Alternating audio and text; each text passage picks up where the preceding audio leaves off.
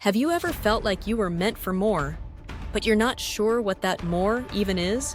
Maybe you've asked yourself, what's my purpose? What am I here to do? Or maybe you're tired of chasing jobs or routines that leave you feeling drained instead of driven.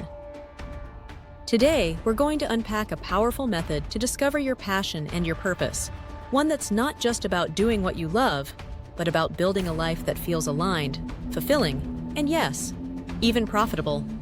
And we're going to do it by looking at 4 key questions: wound, skill, need, and market. You may have heard of the Japanese concept of ikigai, your reason for being. But let's take it a step deeper and more practical. Here are the 4 keys. What wounds shaped you? What are you naturally good at? What does the world deeply need? And what's actually marketable? Let's break each one down with real-life examples. First, what wounds shaped you? Our deepest pain often leads us to our most profound purpose. Oprah Winfrey grew up in poverty and was a survivor of childhood trauma.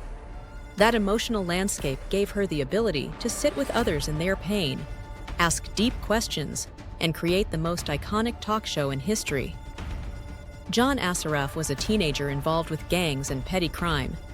He didn't just want a new life, he needed one. That early struggle sparked a fire for personal growth, brain science, and eventually entrepreneurship. When you ask, what have I overcome that I could help others move through? That's the beginning of powerful purpose. Second, what are you naturally good at? This is your zone of genius.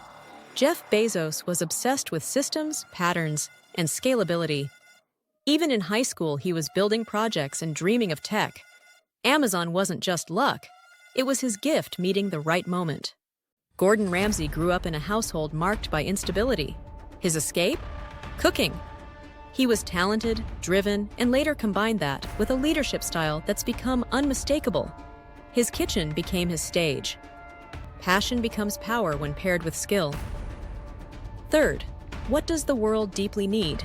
Purpose isn't just personal, it's relational. It asks, where do my gifts meet the needs of the world? Take Jay Shetty, a former monk who realized the world needed more practical spirituality.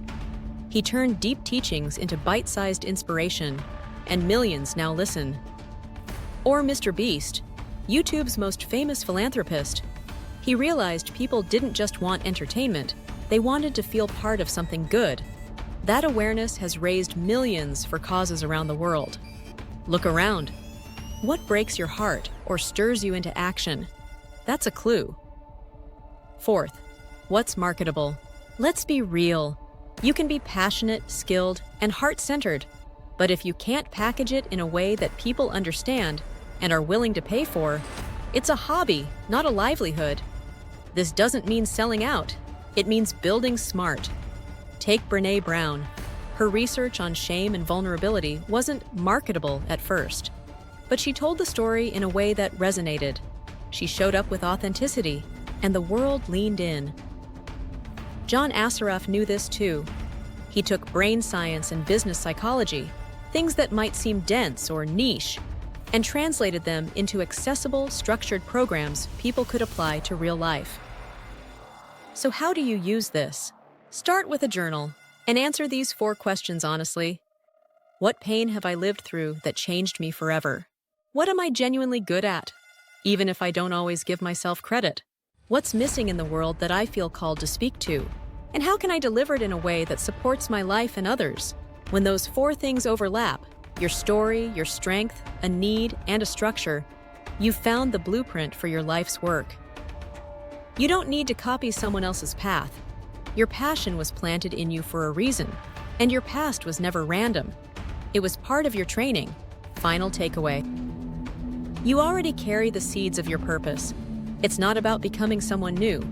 It's about remembering who you already are. And if you're ready to turn your passion into a real business, one rooted in your values, story, and truth, there's no better place to start than with someone who's lived it. I've included a link in the description to a free training with John Assaraf. He'll show you how to build a brain-friendly business that not only makes money, but changes lives. Like this video if it sparked something inside you. Subscribe if you're ready to build a life that feels like you. and share it with someone who's still searching for their path. Because this world doesn't need more copies. It needs you lit up, clear, and unshakably aligned. Like plus subscribe. There is a free training link with John Assaraf in the description for those who are interested in expanding on this information. What if I told you that the very wound you've spent your life trying to heal might be the key to unlocking your purpose? You don't need to reinvent yourself. You just need to reconnect with what you already know, what you've already survived, and what you're already wired for. Today, I'm going to walk you through 4 powerful questions that will help you discover your passion and purpose. And I'll show you how 8 world-renowned individuals, including John Assaraf, used this exact structure, sometimes unknowingly, to build massive success from their deepest wounds.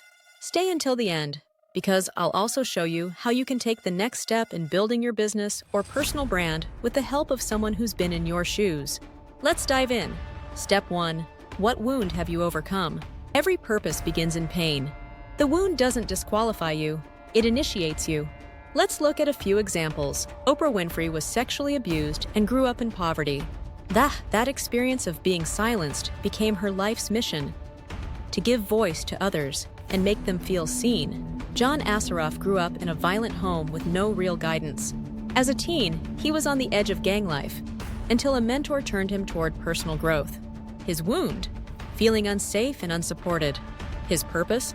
Helping others master their mind to create the life they deserve. Maya Angelou, sexually assaulted as a child, went mute for 5 years. Her pain? Being voiceless. Her purpose? Becoming one of the most powerful voices in literature. Ask yourself, what have I survived that once broke me, but now makes me strong? Step 2. What are you naturally good at? This is the talent or inclination that may come so easily to you, you overlook it. Jeff Bezos had a natural knack for systems and innovation. As a kid, he was tearing apart computers and building gadgets. His wound? An unstable home after his parents divorced. His skill? Engineering, systems thinking, and strategy. He built Amazon by taking one pain, lack of reliable, accessible resources, and solving it through his strength in logistics. MrBeast, Jimmy Donaldson, struggled with mental health and social awkwardness as a teen, but he had a deep focus and obsession for learning the YouTube algorithm. His superpower was consistency, strategy, and attention to what others ignored.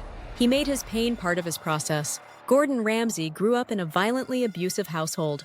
His refuge? The kitchen. His gift? Culinary mastery paired with leadership. That skill became his ladder out of trauma.